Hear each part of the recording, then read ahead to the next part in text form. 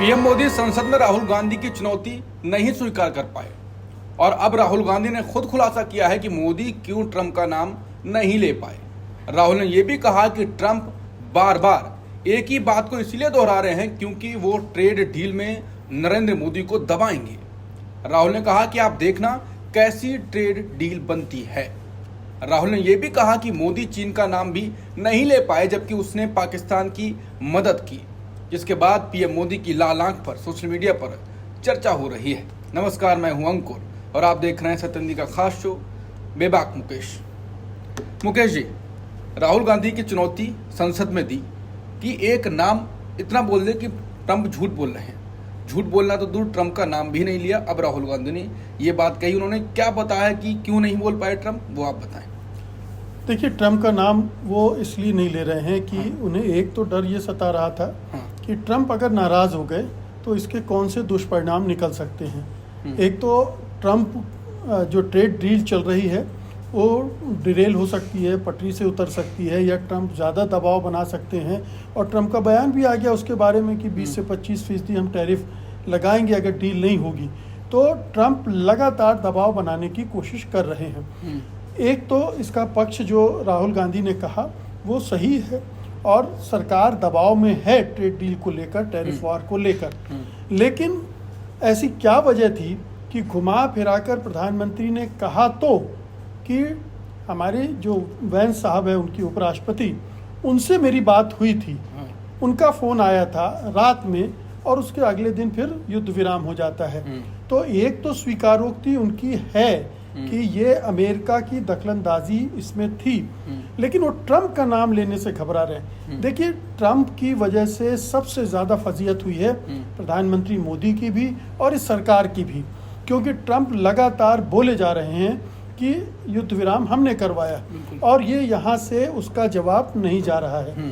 पूरी जो छवि खराब हुई है, एक बड़ी वजह उसकी ये रही है। राहुल गांधी जानते हैं कि ये कमज़ोर नब्ज़ है प्रधानमंत्री की और बार बार उसी पर अटैक कर रहे हैं। वो उनको उकसा रहे हैं बोलने की। उकसाया था, इसी का नतीजा था कि इतना प्रधानमंत्री ने बोल दिया, नहीं तो वो ये भी ना बोलते, वो उसको बचकर निकल जाते। लेकिन उन्हें महसूस हो गया होगा कि अगर उन्होंने इसको अब भी नहीं बोला तो फिर मैसेज बहुत ख़राब जाएगा। तो उन्होंने उसको घुमा फिराकर बोलने की अपनी फॉर्मेलिटी अदा कर दी। लेकिन राहुल गांधी अटैक पर अटैक किए जा रहे हैं।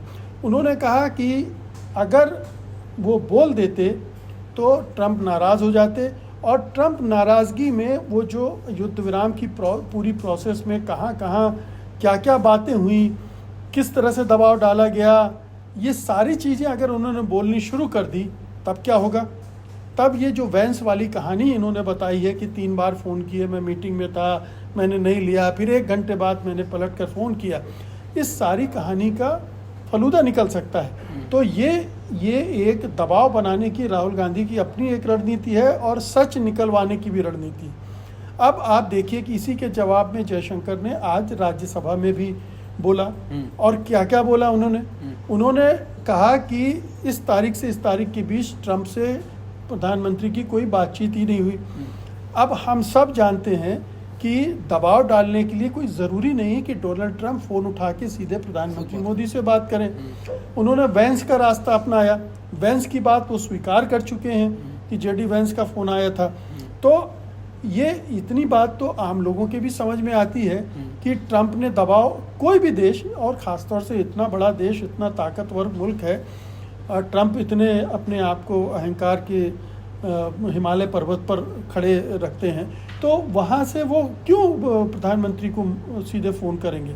वो तो वैंस और रूबियो इन सब से फ़ोन करवा रहे थे, उन्हीं के फ़ोन से सारी बातचीत चल रही थी और डायरेक्ट इन्वॉल्वमेंट होना ज़रूरी भी नहीं था उनका, लेकिन उन्हीं के निर्देशन में ये सारी चीज़ें हो रही थी और इसका सारा क्रेडिट भी उन्होंने लिया और ले रहे हैं।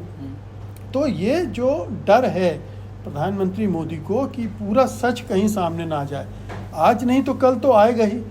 कल को हो सकता है कि पाकिस्तान की तरफ से कुछ बोला जाए उस बारे में। अभी तक पाकिस्तान चुप है। आप देखिए कि पाकिस्तान ने इस बारे में सिर्फ यही कहा है कि ट्रंप ने युद्ध विराम करवाया और कुछ भी रिवील नहीं किया है। तो अगर पाकिस्तान की तरफ से कुछ नई चीज़ें आने लगती हैं तब क्या हालत होगी।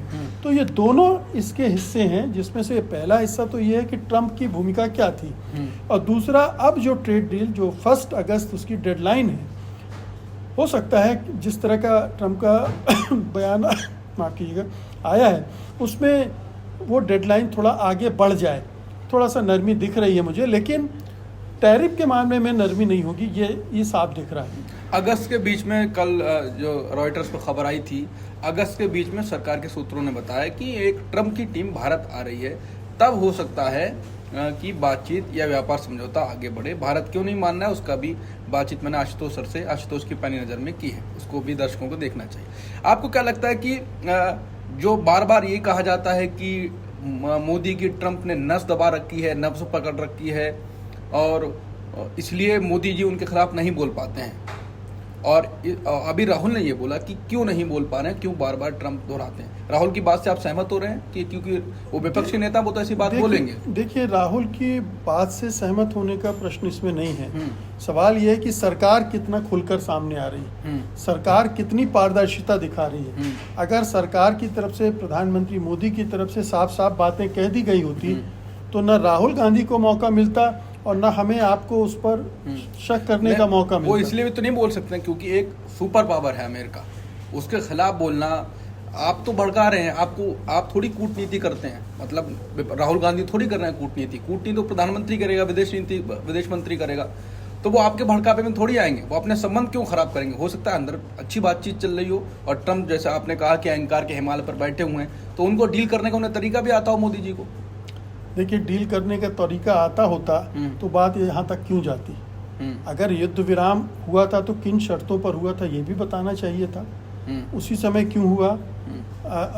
डीजीएमओ का नाम ले रहे हैं, कभी डीजीएमओ के फ़ोन से क्या युद्ध विराम होता है? 2 देश लड़ रहे होते हैं और डीजीएमओ फ़ोन कर देता और युद्ध विराम हो जाता। तो देखिए, कन्विंसिंग नहीं लग रहा। सारा मामला इस पर टिका हुआ है कि प्रधानमंत्री और मोदी सरकार जो खुल के क्यों नहीं बता सफाई दे रही है वो लोगों के गले नहीं उतर रही। जो हालात रहे हैं और जिस तरीके से, अब जैसे चीन का मामला ले लीजिए, चीन का जिक्र भी प्रधानमंत्री ने नहीं किया। क्यों नहीं किया? चीन क्या शत्रु नहीं है? क्या चीन की भूमिका उस युद्ध में नहीं थी? क्या चीन पाकिस्तान की मदद नहीं कर रहा था? तो चीन के मामले में इतनी चुप्पी क्यों है? वहाँ कौन सी उनकी नस दबी हुई है? वहाँ तो मान लेते हैं ट्रंप का कि ट्रेड डील है, हो सकता है अडानी की कोई डील हुई हो, उसको लेकर नस दबी हुई हो, लेकिन ये चीन के साथ क्या दिक्कत है? ये मान सकते हैं कूटनैतिक रूप से कि चीन से अब रिश्ते सुधारने की दिशा में आगे बढ़ रहा है। ने बात भी कही है कि इतनी बड़ी अर्थव्यवस्था है, हम उससे क्यों पंगा लें। लेकिन जयशंकर ने राज्यसभा में आज जो कहा वो अजीबोगरीब है।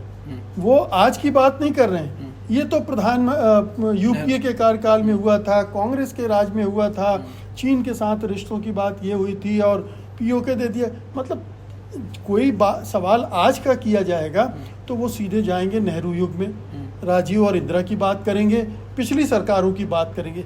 ये नहीं बताते हैं कि चीन की भूमिका इस युद्ध में क्या थी, उन्होंने उसका आकलन किस तरह से किया, क्या वो चीन को एक शत्रु देश के रूप में देख रहे हैं कि नहीं देख रहे हैं, क्या उसके खिलाफ युद्ध की तैयारी भारत सरकार करेगी कि नहीं करेगी। ये 2 फ्रंट वार की जो बात हो रही है, ये क्या, इसको किस तरह से सरकार की जो रणनीति है, युद्ध नीति है, वो क्या है इस मामले में, ये तो कुछ स्पष्ट होना चाहिए ना। भले ही खुलकर ना कहें, संकेतों में बताएं, लेकिन आपको चीन को एक शत्रु देश के रूप में रिकॉग्नाइज करने में क्या दिक्कत है? दिक्कत है, हो सकता है आर्थिक, वो 5 गुना बड़ी अर्थव्यवस्था है और जयशंकर पहले भी कह चुके हैं कि हम मूर्ख हैं क्या कि उनसे पंगा लेंगे, इसी तरह का। तो ये समझ में आता है और पंगा लेना भी नहीं चाहिए हमारी समझ में। लेकिन जो इस वार में चीन की भूमिका रही है उसको सेना के अधिकारियों ने कहा है, सेना के अधिकारियों ने जो अभी वर्तमान में हैं उन्होंने स्वीकार किया है कि चीन ने किस किस तरह से पाकिस्तान की मदद की। तो आपको ये स्वीकार करना चाहिए। तो ये इन सब जगहों से सरकार भाग रही है, इन सारे सवालों से भाग रही है, जवाब दे नहीं रही है, और इसलिए ये मौका मिल रहा है राहुल गांधी को, बार बार कुरेद रहे हैं वो ट्रम्प का जिक्र इसीलिए कर रहे हैं। आखिरी सवाल, राहुल गांधी जो कहते हैं, राहुल गांधी खुद कहते हैं, बाकी पत्रकार भी कहते हैं कि राहुल गांधी जो पहले कह देते हैं वो बाद में हो जा रहा है। अब राहुल गांधी ने डील पे सवाल उठाए हैं कि वो इसलिए बार बार दोहरा रहे हैं वो बात कि जो डील है उस पर दबाव बनाया जा सके मोदी पर। अब देखते हैं कि डील कैसी होती है।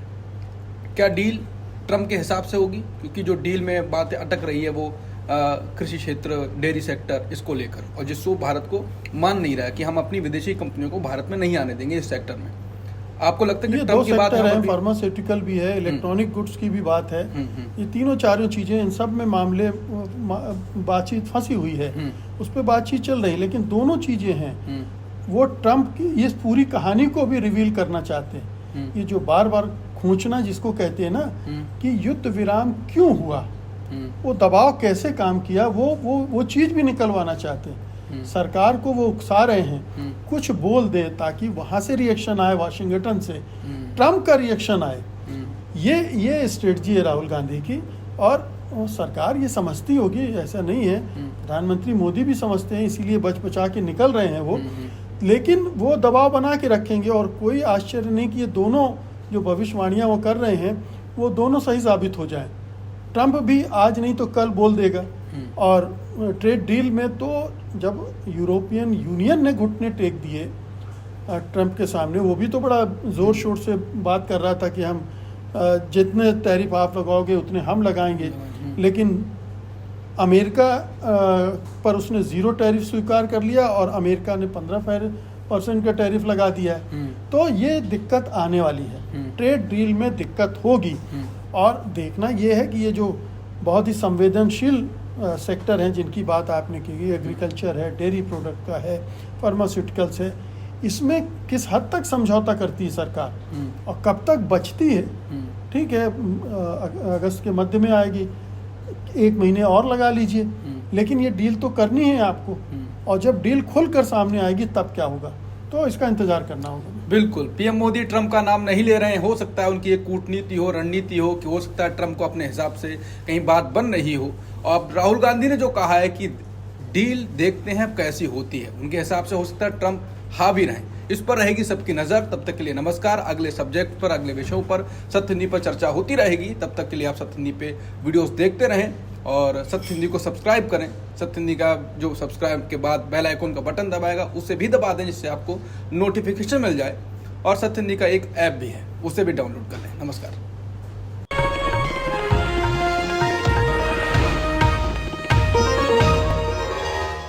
Copyright disclaimer under Section 107 of the Copyright Act 1976. Allowance is made for fair use for purposes such as criticism, comment, news reporting, scholarship, and research. Fair use is a use permitted by copyright statute that might otherwise be infringing.